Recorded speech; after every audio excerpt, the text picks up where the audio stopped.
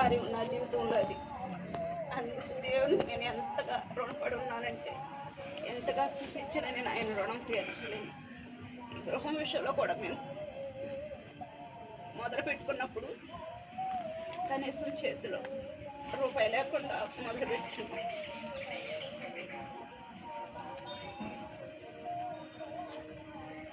ఇల్లు ఓడదీయడానికి కూడా మా వారు పూజారి దగ్గరికి వెళ్ళి ముహూర్తం పెట్టుకొచ్చారు.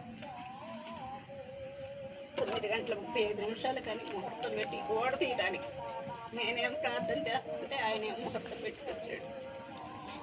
నాకైతే ముహూర్తం ఇష్టం లేదు. కాదంటే ఆయన ఒప్పుకోరు కదా. నేను చెరి చేత ప్రార్థన చేయించుకుని ముహూర్తం తప్పించి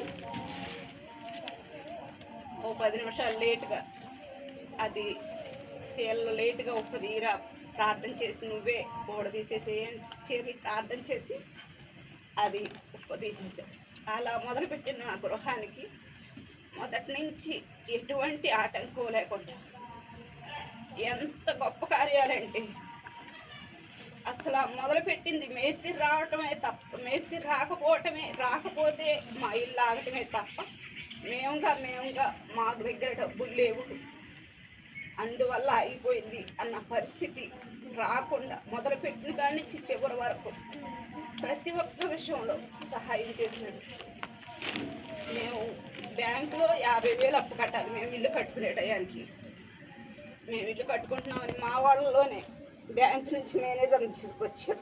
ఆ 50,000 మీకు అప్పు కట్టకుండా మీరు వాళ్ళు ఎలా చేసుకుంటున్నారే, మా వాళ్ళలోనే బ్యాంక్ వాళ్ళని తీసుకొచ్చారు మా ఇంటికి.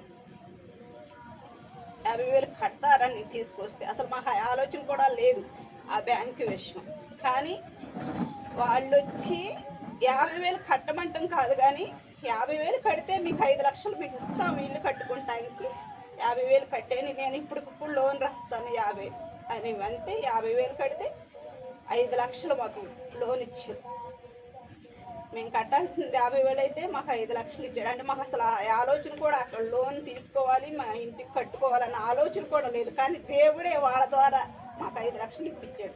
వాళ్ళు మాకు చెడు చేయాలనుకున్నారు కానీ దేవుడు దాన్ని మాకు మంచిగా చేశాడు. స్లాబ్ పెట్టుకున్నాం. స్లాబ్ పెట్టుకుంటే స్లాబుకి సిమెంట్ అయితే తోలుకున్నాం, సెంటరింగ్ పెట్టేసుకున్నాం. చిప్స్ ఇసుక రాల 12 అయిపోయింది, లేట్ అయిపోయింది. 1 గంటకి చిప్స్ వచ్చింది, ఇసుక రాల. మేము మాట్లాడుకున్నది